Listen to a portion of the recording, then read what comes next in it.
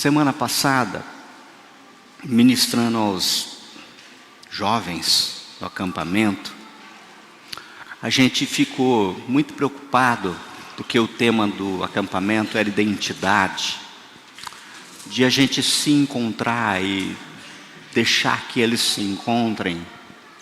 Quem sou eu? Essa pergunta, quem eu sou?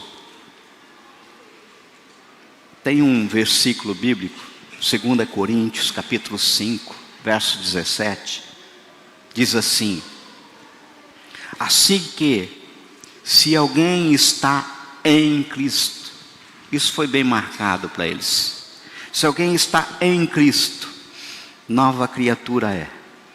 As coisas velhas já passaram, eis que tudo se fez novo.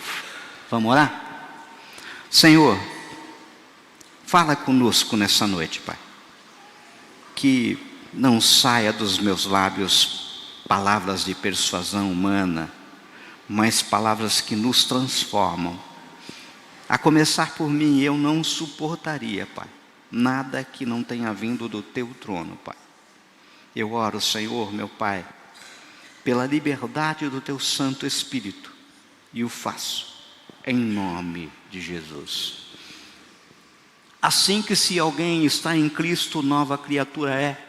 As coisas velhas já passaram, eis que tudo se fez novo. Isso quer dizer que em Cristo uma pessoa pode ter uma nova vida, independentemente do seu passado. Não importa quem ele foi, não importa o que ele fez ou quem foi seus pais. Tudo aquele que está em Cristo, sem exceção, é uma nova criatura. É uma nova criatura por quê? Porque nasceu de novo. Aquilo que está em João 3,7. Por quê? Porque foi gerado pela palavra da verdade. Aquilo que Tiago aponta em Tiago 1,18. Por quê? Porque foi criado em Cristo Jesus. Aquilo que Paulo escreveu aos Efésios 2,10. Se você está em Cristo, então agora você é uma nova pessoa. Tudo quanto pertencia à sua vida velha, já não mais é levado em conta em relação a você.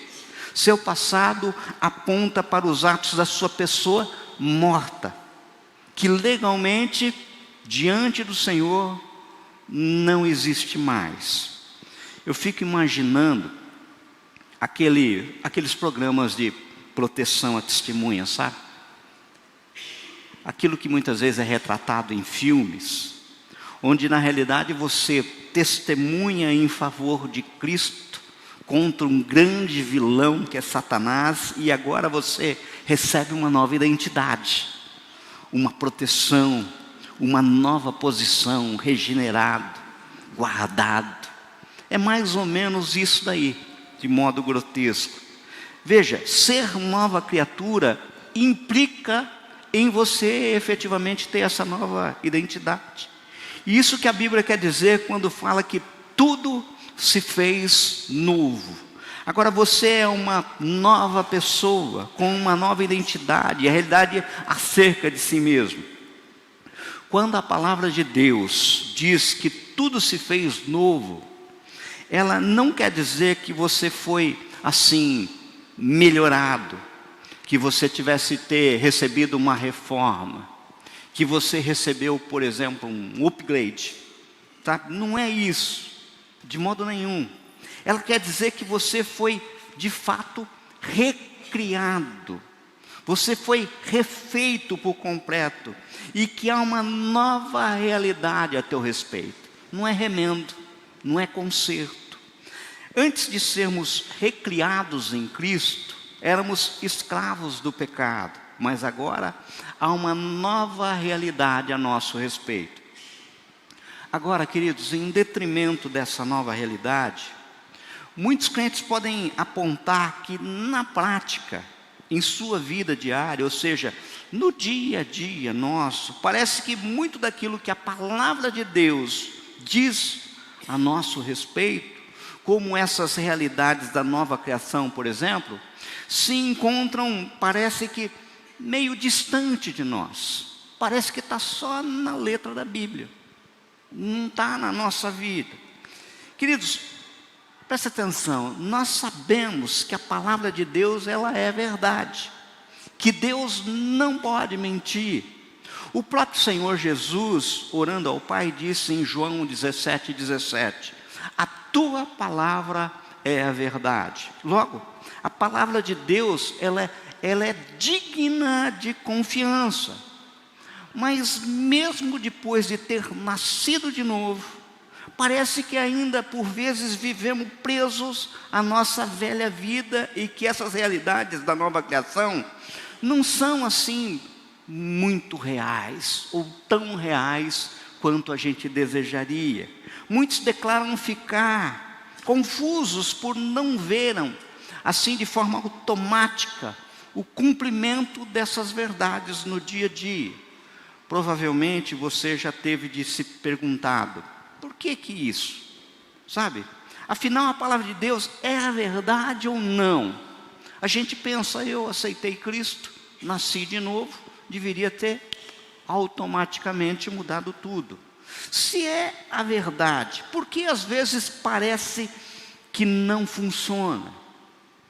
Se ela diz que o pecado não tem mais domínio sobre nós, é aquilo que está em Romanos 6,14, porque eu, vez por outra, sou vencido pelo pecado. Se ela diz que Deus deu ordem aos seus anjos para nos guardar, aquilo que está no Salmo 91:11, por que o mal, por vezes, sobrevém sobre mim? Se ela diz que Deus não nos deu o espírito de medo, mas de poder, 2 Timóteo 1:7, por que eu ainda tenho medo? Se ela diz que nenhuma arma forjada contra nós vai prosperar, pois este é um direito dos servos do Senhor, aquilo que Isaías falou no capítulo 54, verso 17, por que por vezes o inimigo consegue prevalecer com sua artimanha contra mim, contra você? Se ela diz que somos mais do que vencedores, Romanos 8:37, qual é a razão de eu me sentir por vezes assim, derrotado, fracassado, sem sucesso em tantas e tantas áreas da minha vida? Por que há tanta diferença entre aquela realidade prometida na Bíblia e aquela experimentada no nosso dia a dia? Se a palavra de Deus é a verdade, por que nos deparamos com esta aparente, presta atenção, estou dizendo assim, aparente contradição entre as promessas e a nossa própria experiência? Essa tem sido alguma de muitas questões que às vezes atingem não só a mim, como atingem a muitos, e que se não conhecêssemos o caráter de Deus, nos deixariam absolutamente sem resposta, visto ser indiscutível a veracidade e fidelidade da palavra de Deus. Eu não quero discutir isso.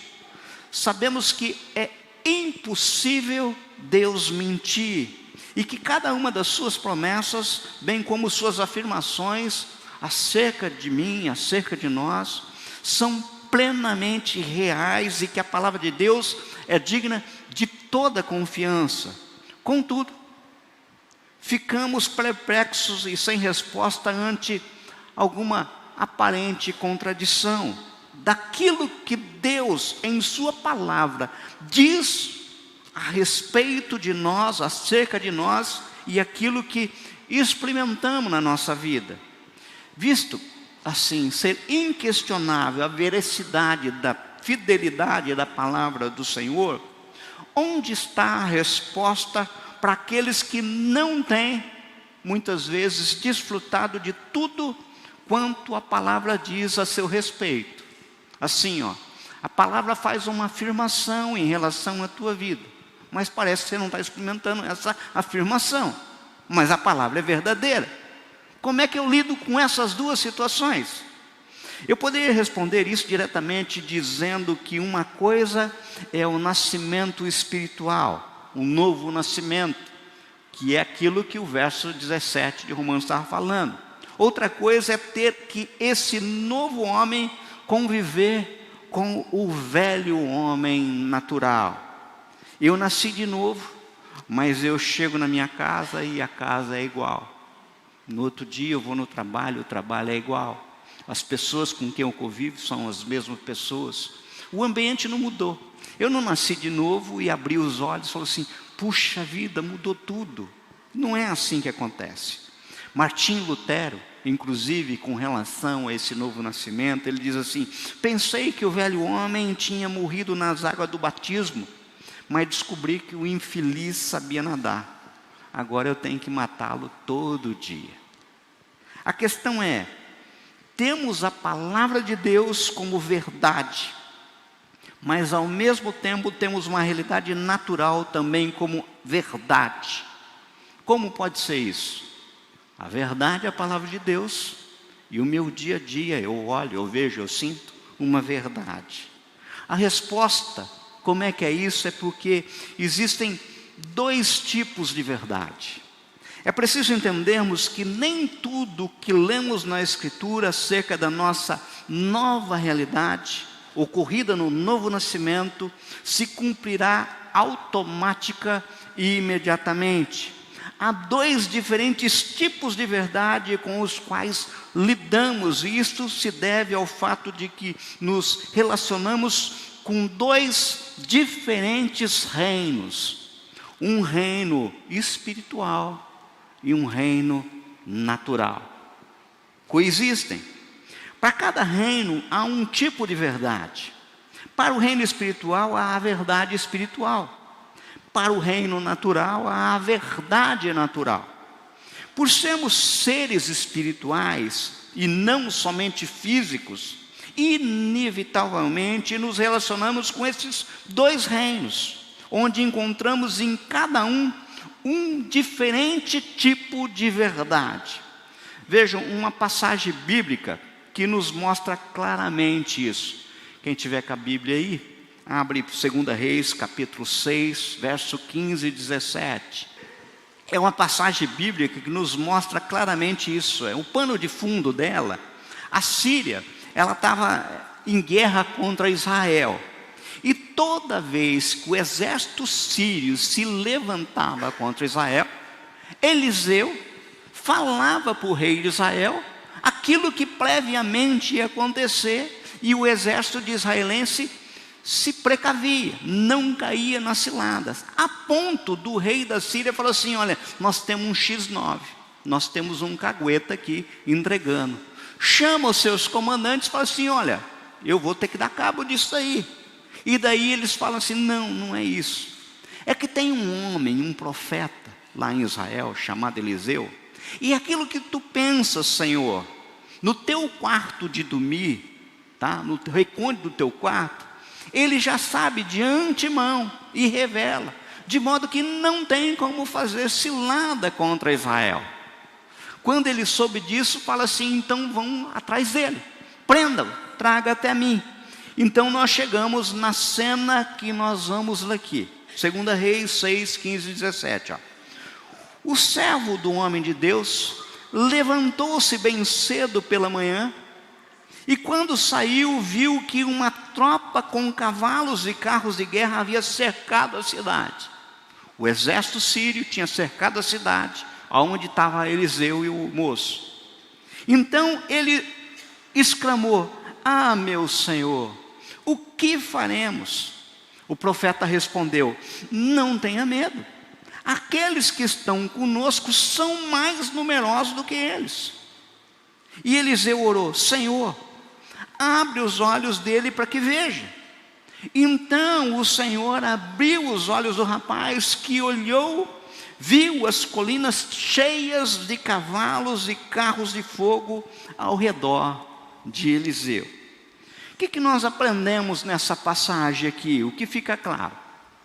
O moço de Eliseu, Geazi, ao acordar, ele se depara com um quadro. O exército inimigo tinha cercado a cidade, um exército muito poderoso, muito grande, e ele pensou com ele mesmo, ó, deu ruim, né? Agora como é que faz? Sabe? Como é que ele vai agir? Daí ele vai e conta para o seu senhor aquilo que está acontecendo. A resposta de Eliseu pode até parecer uma mentira, totalmente oposta daquilo que o moço viu com os seus olhos naturais. Ele lhe diz: não tenha medo, aqueles que estão conosco são mais numerosos do que eles.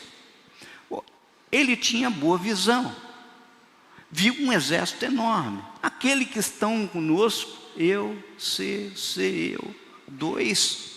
Como é que pode isso aí? A conta não fecha. Como é que pode?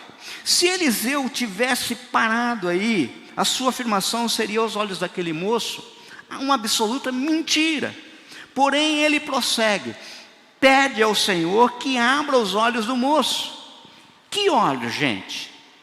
Não eram os olhos naturais. Os olhos naturais dele funcionavam perfeitamente. É claro que não falava de olhos físicos, mas se referia aos olhos espirituais. Orava para que o moço visse algo não no reino natural, mas visse algo no reino espiritual. Esse moço havia apresentado a Eliseu uma realidade natural, que podia ser comprovada com uma olhada à sua volta. É só olhar, o exército estava todo lá.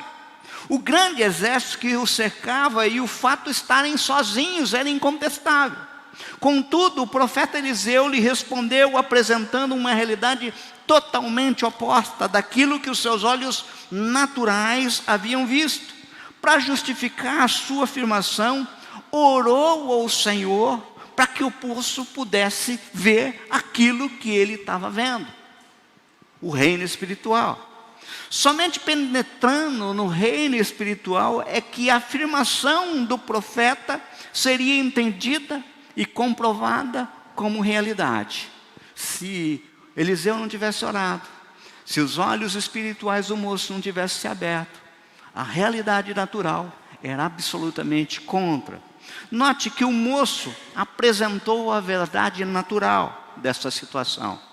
Aquilo que os olhos naturais viam e que podia ser confirmado com os sentidos físicos. Mas Eliseu apresentou uma realidade, uma verdade espiritual acerca de toda a situação. Aquilo que os seus olhos físicos desmentiam, mas que no reino espiritual era real. Estão percebendo? Este é um exemplo perfeito de 2 tipos de verdade. O reino natural dizia que eles estavam em apuros, perdidos, não tinha escapatória. O reino natural dizia que o exército sírio era maior número do que eles. Mas no reino espiritual dizia que eles estavam em maior número, pois o exército celestial estavam com eles. Você percebe que a contradição entre uma coisa e outra, num texto bíblico. Se olhássemos somente para o reino natural, o que o moço disse seria pura verdade. Não tem nenhuma mentira naquilo que o moço falou. Entretanto, não vivemos somente no reino natural, mas também no reino espiritual. E a realidade deles muitas vezes diferem, não batem, não são idênticas. Tanto um relatório como outros eram verdadeiros, porém um é que ocupava o plano natural e o outro ocupava um plano material. Trata de 2 tipos de verdades, que não são mentiras, são verdades, mas verdades de reinos diferentes que coexistem. Jesus disse assim: nem só de pão viverá o homem, mas de toda palavra que sai da boca de Deus. Mateus 4,4. Note, nós temos na frase de Jesus o pão natural, que alimenta o corpo, alimenta a matéria, e o pão espiritual, que é a palavra de Deus, que alimenta o espírito. 2 verdades, na mesma frase, que coexistem. O que nós precisamos entender é que o nosso relacionamento com Deus parte do princípio de que o espiritual ditou o natural. Da onde eu tirei isso? Abram sua Bíblia em Hebreus 11:3. Pela fé, entendemos que o universo foi formado pela palavra de Deus, de modo que o que se vê não foi feito do que é visível. O que o Senhor está nos falando aqui é que nós nos relacionamos com o mundo natural, visível, nos sentimos, nós percebemos, mas a criação desse mundo natural veio a partir de uma verdade espiritual que era anterior à realidade natural. É isso que Paulo está nos deixando claro aqui. Muitas vezes, porque não vemos o que é espiritual, nós muitas vezes ignoramos que ele exista. Achamos que estamos alheios, achamos que muitas vezes nós estamos desconectados num plano espiritual.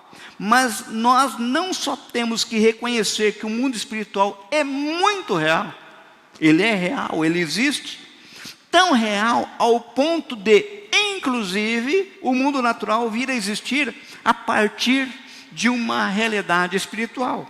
As coisas visíveis vieram a existir a partir daquilo que não se vê. Não tem dúvida nenhuma daquilo que Paulo nos está falando aqui de uma forma bem clara.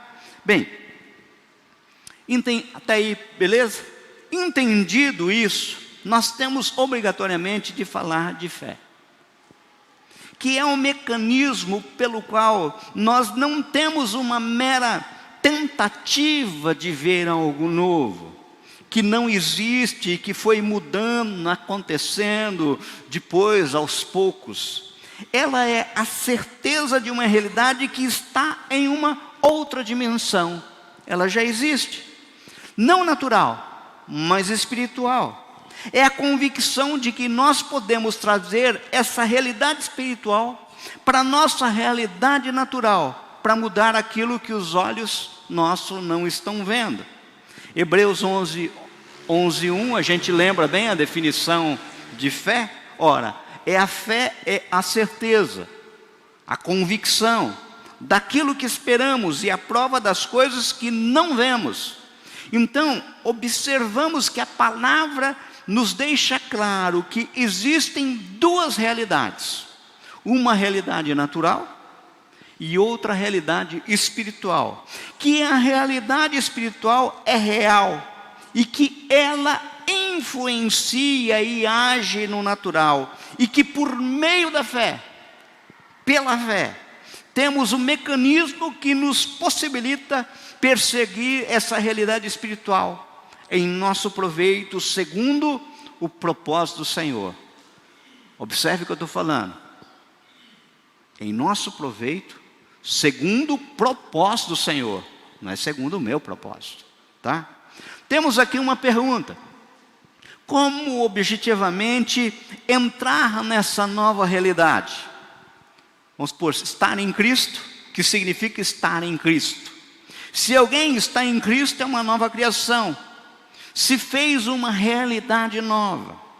Em primeiro lugar, precisamos entender o princípio da identificação, que parte do pressuposto de que tudo que Cristo fez, Ele fez em nosso lugar. O sacrifício, a morte de Cristo foi um sacrifício vicário, foi um sacrifício substitutivo.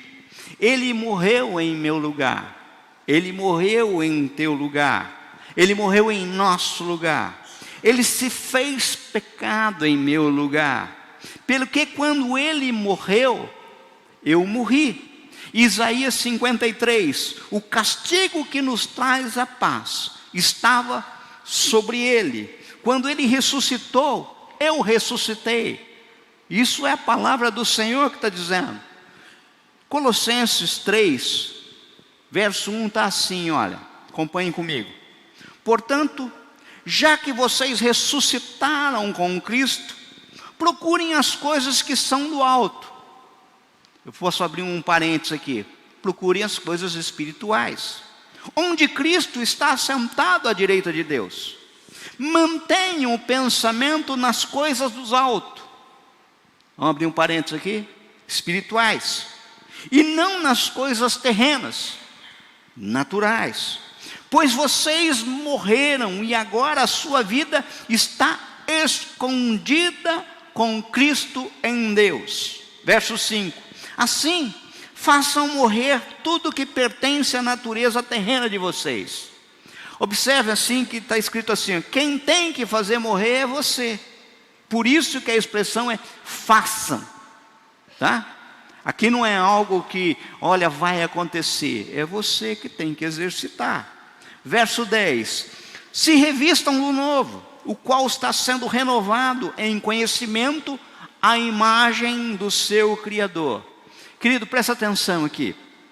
Querido, querida, no mundo natural, eu não estou assentado junto com o Senhor. Eu estou aqui agora.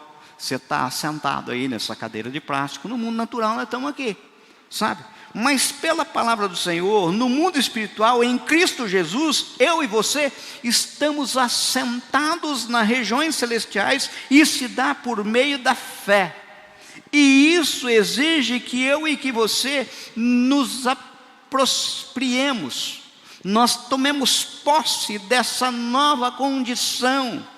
Tragamos à existência essa nova realidade de uma nova criatura. Isso exige de nós uma postura. Não é automático. Não é uma coisa que acontece. Veja o que Paulo diz a Timóteo. 1 Timóteo capítulo 6, verso 12, está escrito assim, ó: combata o bom combate da fé. Tome posse da vida eterna, para a qual você foi chamado e fez a boa confissão na presença de muitas testemunhas. Tome posse, isso significa que se Jesus fez o que fez em nosso favor, e que Ele fez, se o que Ele fez fosse automático, não seria necessário nenhuma ação nossa. Todos estaríamos automaticamente salvos e isentos de qualquer corresponsabilidade. Ficaria sem sentido Paulo dizer: combata um bom combate, tome posse da vida eterna. Ficaria sem sentido. Queridos, indiscutível que o caminho requerido aqui é a fé. Tanto que a palavra afirma que o justo, aquele que é justificado, aquele que foi comprado pelo sangue de Cristo, aquele que foi justificado, vive da fé. Isso não é palavra minha. Você pode observar isso em Abacuque 2:4, Gálatas 3:11, Hebreus 10:38. O justo vive pela fé. O justo é aquele que é justificado, não é justo por si mesmo. A palavra diz que sem fé é impossível agradar a Deus. Não é invenção de Dionísio. Bem, nós falamos de dois mundos coexistindo. Um mundo natural e um mundo espiritual.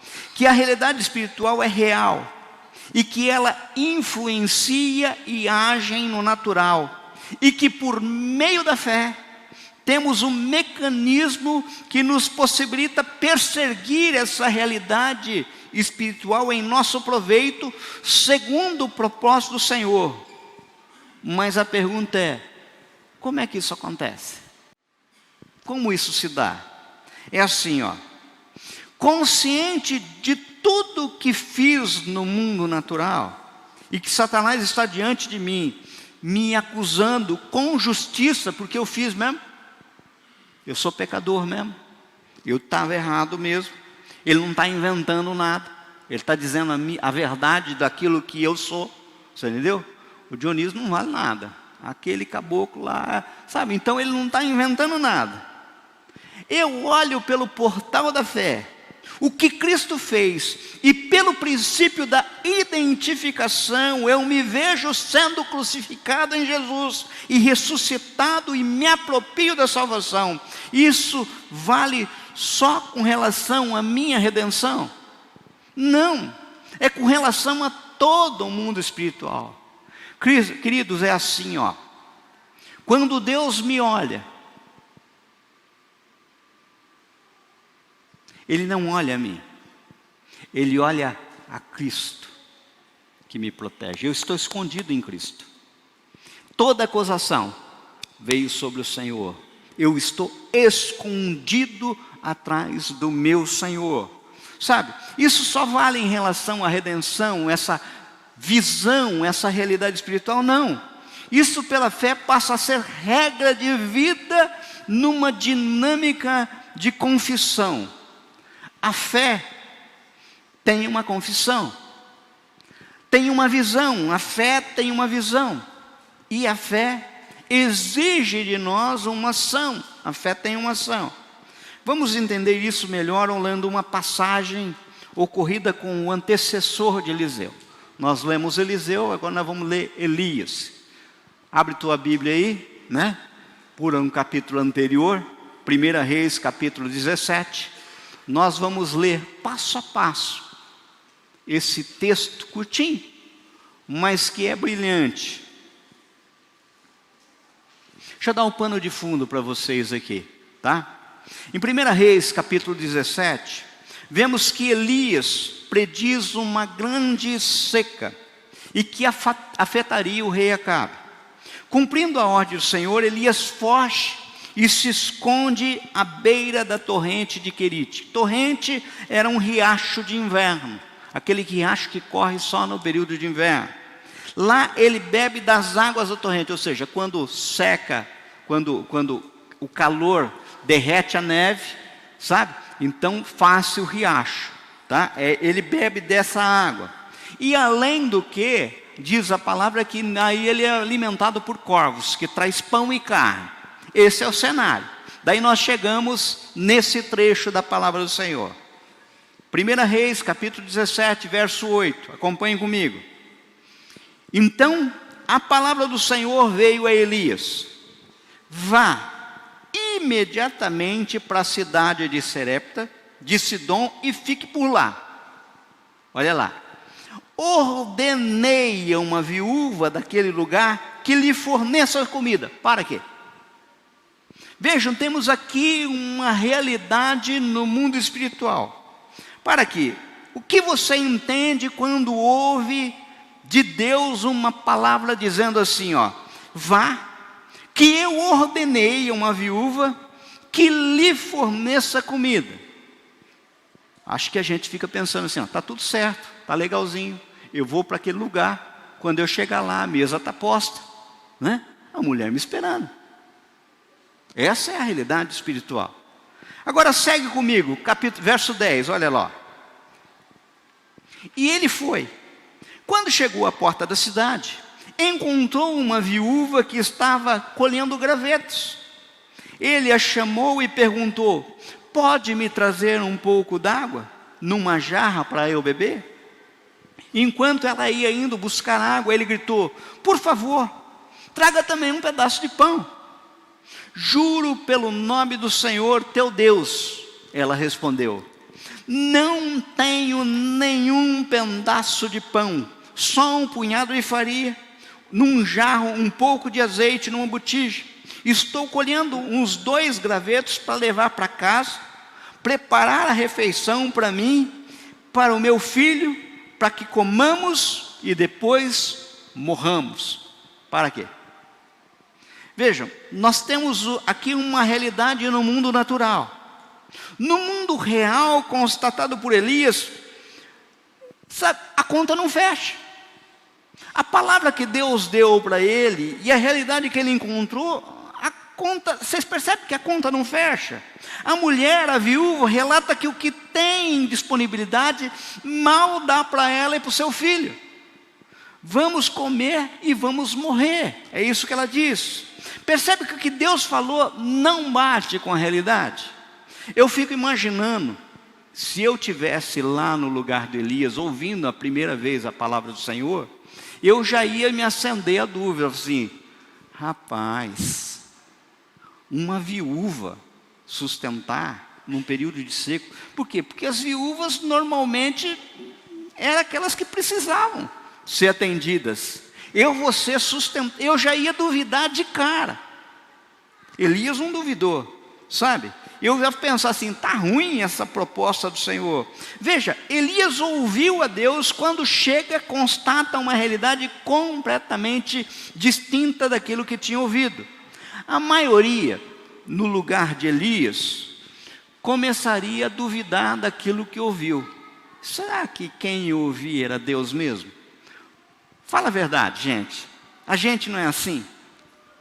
Deus fala uma coisa, você vai ver aquilo não está batendo. Daí a primeira coisa que você fala assim: Deus está me trolando. Deus está tirando uma comigo.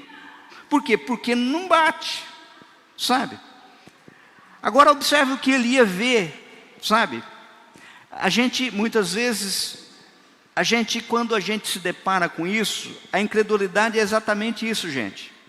Inclusive, no livro de Tiago, Tiago nos exorta a não duvidar. Quem duvida não alcança, é isso que ele diz de uma forma bem clara, em Tiago capítulo 1, verso 6. Quem duvida não alcança. Agora observe o que Elias vê, a realidade natural. Mas ao mesmo tempo ele olha para um portal espiritual, onde ouve e se lembra que Deus disse que ela vai me sustentar. Para ela me sustentar, a condição dela tem que mudar. É fácil você fazer essa conta. E como que o profeta agiu? Verso 13, segue comigo aí, ó. Elias, porém, lhe disse: não tenham medo. Vá para casa e faça o que disse. Mas primeiro faça um pequeno bolo com o que você tem e traga para mim. E depois faça algo para você e para o seu filho. Pois assim diz o Senhor, o Deus de Israel: a farinha da vasilha não se acabará e o azeite da botija não se secará, até que um dia em que o Senhor fizer chover sobre a terra. Para quê? Olha aqui para mim. Percebam que você não ouve em nenhum momento Deus falando para Elias o que ele deveria falar para a mulher. Não tem, diga para a mulher isso, não. Mas Elias já tinha ouvido do Senhor que a mulher lhe sustentaria. Queridos, em outras palavras, percebam que o que aconteceu foi Elias observar duas realidades distintas. E pela fé, adentrar o portal da realidade espiritual, já decretada por Deus, e trazer pela fé esta realidade espiritual para o mundo natural. Essa é uma dificuldade muito grande que a gente tem, sabe? A realidade é essa: Deus me deu, Deus falou. Agora, quando eu vejo o natural, é isso daqui, não está acontecendo. Quando eu olho isso, eu lembro da realidade espiritual e falo assim: opa, tem duas realidades aqui. Como é que eu lido com isso? A realidade do Deus não pode mentir. Aquilo que é real é passageiro. Então o que eu tenho que fazer? Eu tenho que pegar essa realidade espiritual aqui e trazer para o natural, para que isso seja a única realidade que me basta. A realidade do Senhor, sabe? Pois sabia que esse era o único jeito de sustento. Isso tudo sob o fundamento de que o que Deus falou está falado. Gente, eu já falei muitas e muitas vezes aqui. Promessa de Deus e realidade é a mesma coisa. Quem aqui vai se atrever a discutir com o Senhor? A fé é feito uma semente de mostarda. Tem muitas vezes pessoas que falam assim, uma comparação com o tamanho da semente. Não existe essa comparação. A semente que plantada produz a maior das hortaliças. O exercício é plantar. O exercício é você efetivamente tomar posse pela fé. Agora vamos ver o que aconteceu. Verso 15. Olha lá. Ela foi e fez conforme Elias lhe dissera. E aconteceu que a comida durou todos os dias para Elias e para a mulher e a sua família. Pois a farinha da vasilha não se acabou e o azeite na botija não se secou, conforme a palavra do Senhor proferida por Elias. Aleluia. Queridos, entendam, existem pessoas que diante das promessas de Deus e da realidade natural, escolhem se frustrar com o Senhor e acham que foram enganados. Receberam a promessa do Senhor, mas olha a realidade natural, não está vendo aquilo, fala assim, Deus me enganou. Isso não é verdade. Agora, por outro lado, existem pessoas que diante do mundo natural se lembram adentrar pelo portal do mundo espiritual e confessarem que Deus não é homem para mentir, que pode passar céu e terra, mas a palavra dele jamais passa, que os planos de Deus não podem ser frustrados. Vocês percebem que são duas realidades? Qual você vai tomar posse? Percebe que é tudo uma questão de perspectiva. Eu posso escolher ficar olhando para o lado de cá, onde eu estou absolutamente perdido, ou eu posso escolher olhar para a realidade espiritual fundada na palavra de Deus, sabendo que toda e qualquer realidade natural pode ser alterada por uma realidade espiritual decretada pelo Senhor. Depende de eu tomar posse. Depende de eu efetivamente me exercitar nisso. Vejam, amados, eu não estou falando que a realidade natural é uma mentira. Porque tem muitas e muitas pessoas que falam assim, vão pregar e falam assim, não, é mentira que você está doente. Não, não é mentira, está sentindo dor. Fez exame médico, está doente mesmo, não é mentira. O que está falando é que existe uma verdade natural, mas existe uma verdade espiritual. E a verdade espiritual suplanta a natural. Por quê? Porque é o Senhor que decreta. É o Senhor quem diz. Sabe? Eu estou falando que a realidade natural é uma mentira. Que a dor física, emocional que você está sentindo não existe. Que a dificuldade de relacionamento financeira que você experimenta não é real, não é isso. Em Joel 3,10 o Senhor fala, diga ao fraco, sou forte. Ele não está dizendo que o fraco não é fraco. Diga ao fraco, ele é fraco, mas diga, sou forte. Pois como diz a palavra, Deus chama a existência aquilo que não existe. Romanos 4,17. Tem um livro de Roberton que fala o vinho novo é melhor. Esse livro é um livrinho fininho, bonito, gostoso de ler, uma delícia. E todas as vezes em que ele pede ou intercede junto a Deus por uma necessidade, imediatamente a segunda oração dele é, obrigado, Senhor, por o Senhor ter me atendido, por o Senhor ter respondido. No mundo natural existia? Não.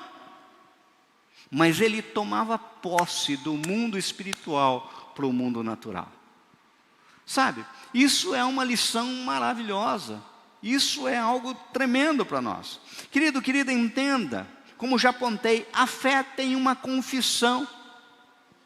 A fé tem uma visão. Mas a fé também tem uma ação. Sabe, eu vou concluir. Sabe, queridos, não é nenhuma, nem duas vezes, mas muitas e muitas vezes, eu e a Ana, muitas vezes a gente está conversando com alguma pessoa, com algum casal, a gente está atendendo em aconselhamento, muitas vezes a gente está atendendo um discipulado, somos muitas vezes naquele momento quase que esmagados pela realidade, aquilo que é real, pelo mundo natural. Muitas vezes saímos de nossas visitas, sabe, damos partida no carro, e um olha para o outro e a gente chora, só chora, sem dizer nada, a gente só vai embora chorando. Às vezes a gente atende um jovem, atende uma pessoa, e a gente ouve, e parece que o que a gente só sabe e consegue fazer é emprestar o ouvido, e depois a gente chora. Daí simplesmente nos lembramos de Paulo, escrevendo para Coríntios, onde ele disse, andemos por fé e não por vista. 2 Coríntios 5,7. É como se o Senhor falasse assim, olha, não anda por esse trilho não, que não vai dar certo.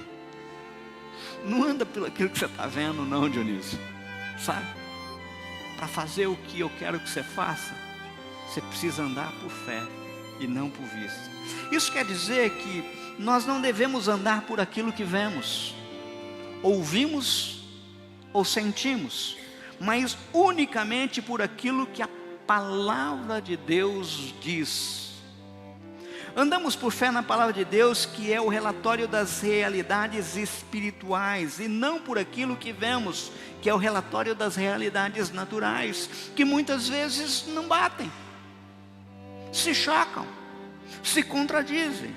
Amado, o único meio de experimentarmos a verdade da palavra de Deus em nossa vida é, de certa forma, ignorarmos o relato do reino natural e nos apegarmos firmemente ao que Deus diz, até que isto se manifeste, até que isto se concretize.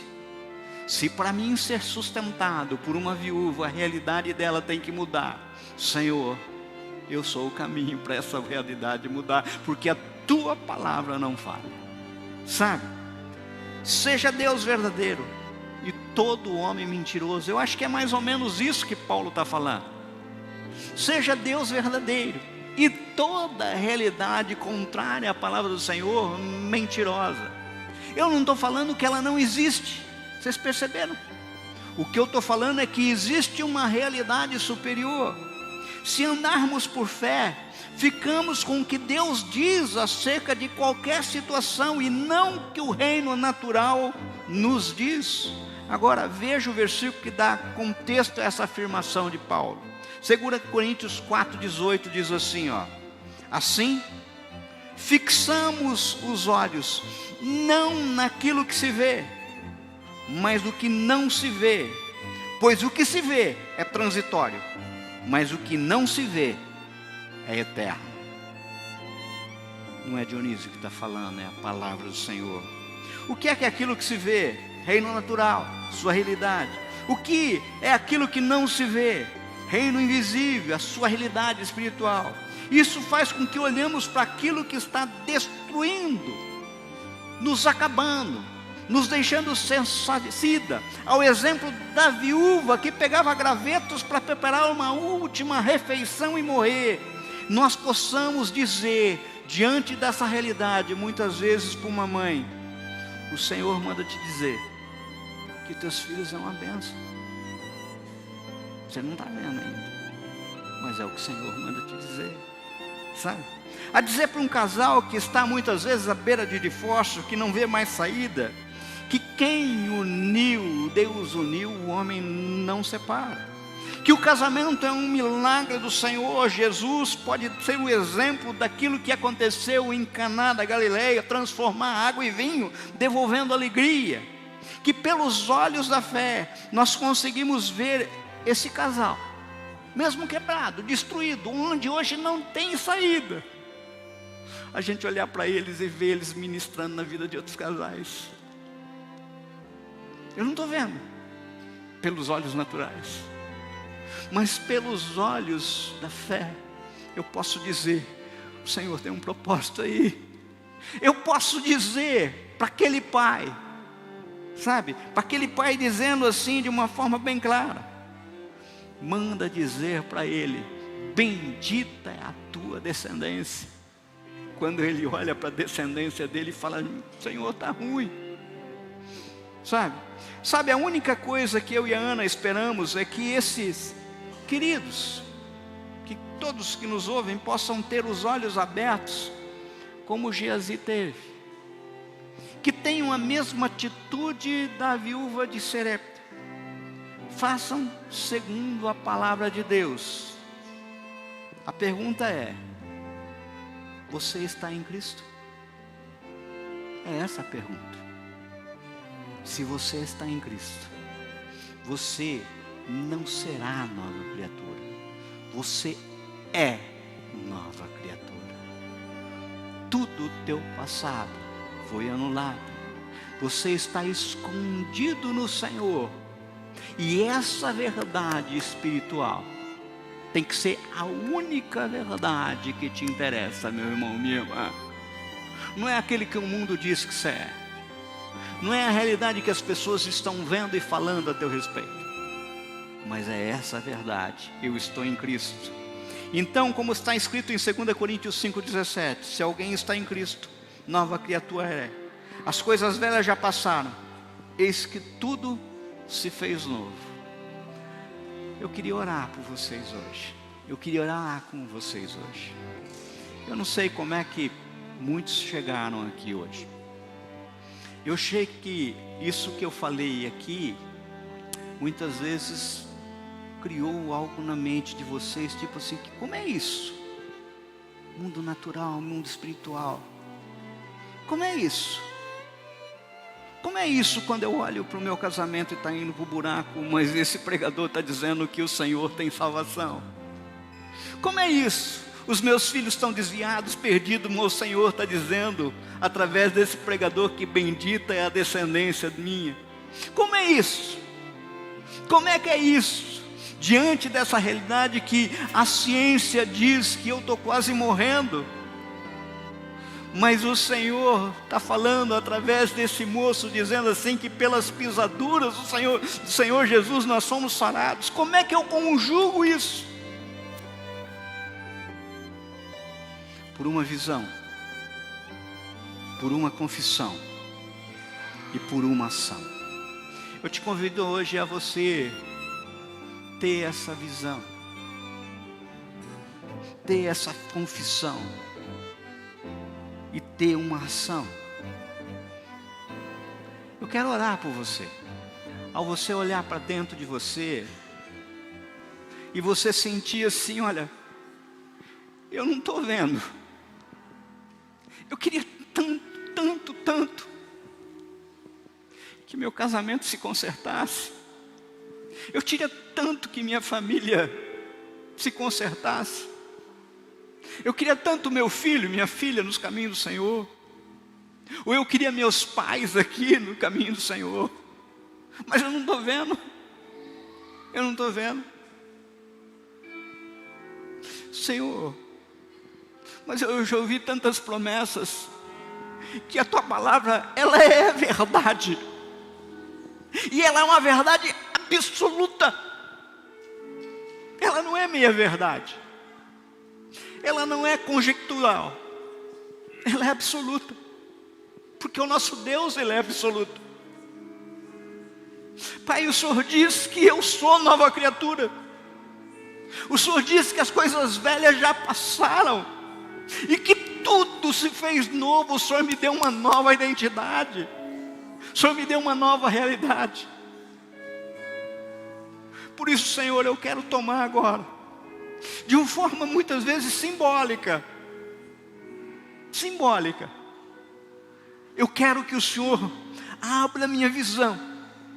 E eu tenha essa visão de uma realidade. De um lar consertado. De família restaurada. De doença curada. De finanças reguladas. Senhor, meu Pai, de perdão concedido. E Senhor, meu Deus, eu quero tomar uma confissão. Eu quero ter uma confissão. Eu quero sair do meu lugar e quero vir à frente de um altar. Não porque o Dionísio está lá. Eu não quero nem lembrar dele. Mas é porque o Senhor está ali. E eu quero, Senhor, meu Pai, ter desse dia um marco na minha história. Uma ação transformadora. Senhor, meu Deus. Pai, a tua palavra, ela é verdade. O que fazemos aqui e agora, Senhor, meu Pai? Pai, é te pedir, Senhor, meu Pai, abra a nossa visão, como o Senhor fez com Geazi. Pai, nós confessamos para o Senhor que no mundo natural nós não estamos conseguindo ver. Eu ainda não estou vendo o meu casamento consertado. Eu ainda não estou vendo a minha filha, o meu filho nos teus caminhos. Eu ainda estou vendo coisas, Senhor, meu Pai, que tem desagradado o meu coração. Mas, Senhor, me dá a visão. Pai querido, Pai amado, e eu estou fazendo nessa noite, Senhor, meu Pai, uma confissão. Eu confesso que dependo do Senhor. Eu confesso que a tua palavra é verdade. E é uma verdade absoluta.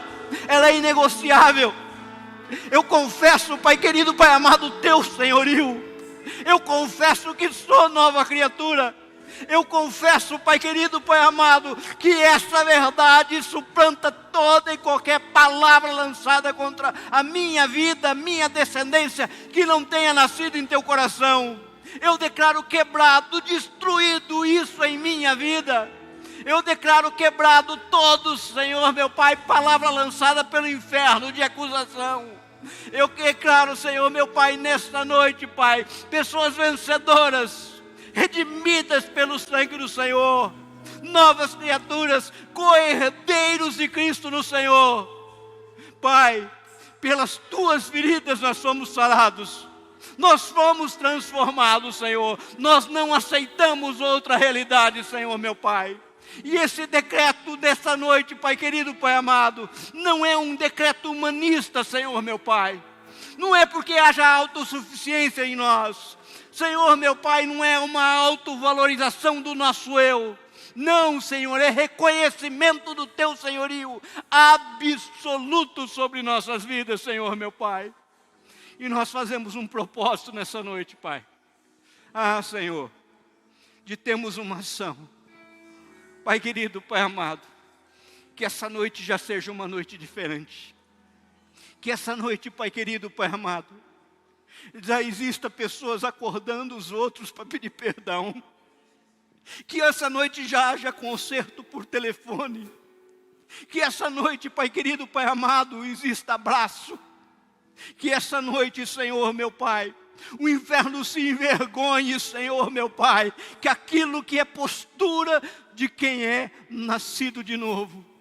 Pai querido, Pai amado, que essa semana toda, que agora para o resto dos dias, Senhor meu Pai, aquilo que as pessoas não viam como realidade, ah, Senhor, se transforma, Pai. Conserta os casamentos, conserta, Pai querido, Pai amado, descendência. Cura, Senhor, transforma, liberta, Pai querido, Pai amado. Liberta, liberta, liberta, Pai. Traz o teu poder, Senhor. E faz isso porque nós oramos no nome que é sobre todo nome, no nome de Jesus. A Ele a honra, a glória, o louvor